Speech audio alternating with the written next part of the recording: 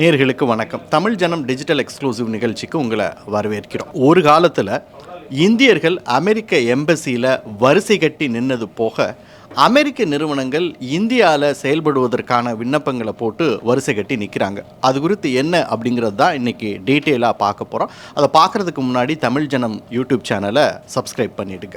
உலகத்தில் உள்ள எல்லா அறிவாளிகளையும் தங்கள் நாட்டுக்கு வரவழைச்சு வளர்ந்த ஒரு நாடு தான் அமெரிக்கா. உதாரணத்துக்கு நம்ம சொல்ல போனோம்னா Einstein, Tesla, Marie Curie, Oppenheimer, இப்படி எல்லா அறிவாளிகளையுமே அமெரிக்கர்கள் கிடையாது. அவங்க அமெரிக்காவில் பிறந்த வெளிநாட்டு பெற்றோருக்கு உள்ளவர்களாக இருப்பாங்க, இல்லை வெளிநாட்டிலேருந்து அமெரிக்காவுக்கு வந்து விஞ்ஞானிகளானவர்களாக இருப்பாங்க. அப்படி வளர்ந்தது தான் அமெரிக்கா அப்படிங்கிற ஒரு நாடு.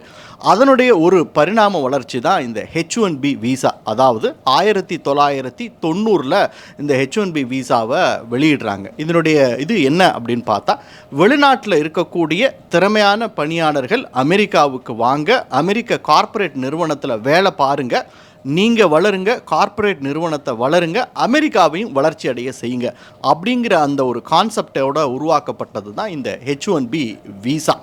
இந்த H1B விசாவில் உலகத்திலேயே அதிகமாக பயனடைஞ்சது யார் அப்படின்னு பார்த்தீங்கன்னா இந்தியர்கள் தான். ஒவ்வொரு வருஷமும் இந்த H1B விசாவுக்கான விண்ணப்பத்தை உலகத்தில் உள்ள எல்லா நாடுகள்லேருந்தும் அமெரிக்கா வரவேற்கும். அதில் பார்த்தீங்கன்னா ஒவ்வொரு வருஷமுமே இந்தியர்கள் தான் 70% H1B விசாவிற்கு விண்ணப்பித்திருப்பாங்க. 2024 கூட பார்த்தீங்கன்னா 2,83,397 இந்தியர்கள் H1B விசாவிற்கு விண்ணப்பம் பண்ணியிருக்காங்க. இது ஒவ்வொரு வருஷமும் அந்த எண்ணிக்கை மாறினா கூட 70% இந்தியர்கள் அப்படிங்கிறது மாறவே மாறாது. அதுக்கு காரணம் இந்தியாவில் இருக்கக்கூடிய அந்த டேலண்ட் பூல்ஸ். குறைந்த செலவில் மிக திறமையான பணியாளர்களை உருவாக்கி இந்தியா அமெரிக்காவுக்கு அனுப்பிச்சிக்கிட்டே இருக்குது. ஆனால் ட்ரம்ப் பதவியேற்றது முதல் அந்த குடியேற்ற நடைமுறைகளுக்கு, குறிப்பாக இந்த H1B விசாவுக்கு நிறைய நெருக்கடிகளை போட்டுட்டார். இந்த H1B விசா விண்ணப்பத்துக்கு 1,50,000 லட்சம் ரூபாவில் இருந்த அந்த கட்டணத்தை 88 லட்சமாக மாற்றிட்டார். இது உலகம் ஃபுல்லாக இருந்த எல்லாருக்குமே இது ஒரு மிகப்பெரிய அதிர்ச்சியாக இருந்தது. குறிப்பாக இது இந்தியர்களுக்கு பேரதிர்ச்சியை ஏற்படுத்திருச்சு.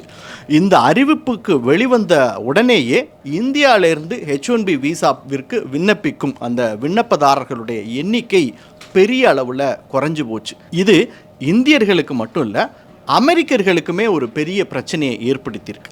காரணம், அமெரிக்காவில் இருக்கக்கூடிய நிறுவனங்கள் குறைந்த செலவில் திறமையான பணியாளர்களை இந்தியாவிலேருந்து பெற்றிருந்தாங்க.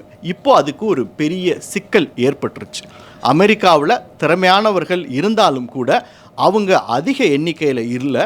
அதை தவிர அவங்க எக்ஸ்பென்சிவ் ஆனவங்க. ஸோ இதனால் குறைந்த செலவில் திறமையான பணியாளர்கள் கிடைக்காம அமெரிக்க நிறுவனங்கள் அவதிப்பட தொடங்கிட்டாங்க. இதனால் அவங்க என்ன பண்ணிட்டாங்க அப்படின்னா, தங்களுடைய நிறுவனத்தினுடைய ஒரு பகுதி செயல்பாடுகளை இந்தியாவுக்கு கொண்டு வரலாம் அப்படின்னு யோசிக்க தொடங்கிட்டாங்க.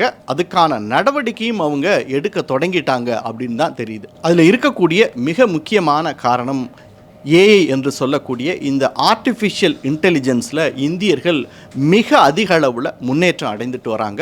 அதிகமான இந்தியர்கள் ஆர்டிஃபிஷியல் இன்டெலிஜென்ஸில் வல்லுநர்களாக இருக்காங்க. அதை தாண்டி இருக்கக்கூடிய மிக முக்கியமான காரணம் என்ன அப்படின்னு பார்த்தீங்கன்னா, இந்த குளோபல் கேப்பபிலிட்டி சென்டர். இந்தியாவில் மட்டும் மொத்தமாக 1700 குளோபல் கேப்பபிலிட்டி சென்டர் இருக்குது. இது ஒட்டு மொத்தமாக உலகத்தில் இருக்கக்கூடிய குளோபல் கேப்பபிலிட்டி சென்டரில் 70%. சரி, அது என்ன குளோபல் கேப்பபிலிட்டி சென்டர் அப்படின்னா, குளோபல் கேப்பபிலிட்டி சென்டர் அப்படிங்கிறது ஒரு டேலண்ட் பூல் இருக்கக்கூடிய இடம். அதாவது வெளிநாட்டில் இருக்கக்கூடிய அந்த அமெரிக்க கார்ப்பரேட் நிறுவனங்கள் இந்தியாவில் இருக்கக்கூடிய இந்த குளோபல் கேப்பபிலிட்டி சென்டர் கிட்ட தங்கள் நிறுவனத்துக்கு தேவையான அந்த இன்னோவேட்டிவான ஐடியாக்கள், டிசைன், R&D இது மாதிரியான எல்லா விஷயங்களையும் இந்த குளோபல் கேப்பபிலிட்டி சென்டர் கிட்ட கொடுத்துருவாங்க.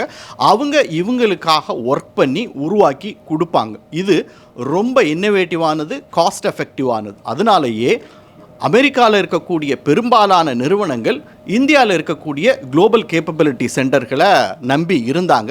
இப்போ அதுக்கு பெரிய பிரச்சனை ஏற்பட்டிருக்கு. அப்படிங்கிறனால தங்களுடைய செயல்பாடுகளுடைய ஒரு பகுதியை இந்தியாவுக்கு கொண்டு வந்துட்டா இந்தியாவில் இருக்கக்கூடிய அந்த திறமையானவர்களை நமக்கு உபயோகித்து கொள்ளலாம். அப்படிங்கிறனால தங்களுடைய செயல்பாடுகளை இந்தியாவுக்கு மாற்றிக்கொள்ள விரும்புகிறாங்க. H1B விசா நடைமுறையில் அமெரிக்கா கட்டுப்பாடுகளில் கொண்டு வந்த உடனேயே நாம் செய்திகள்லாம் பார்த்துருப்போம்.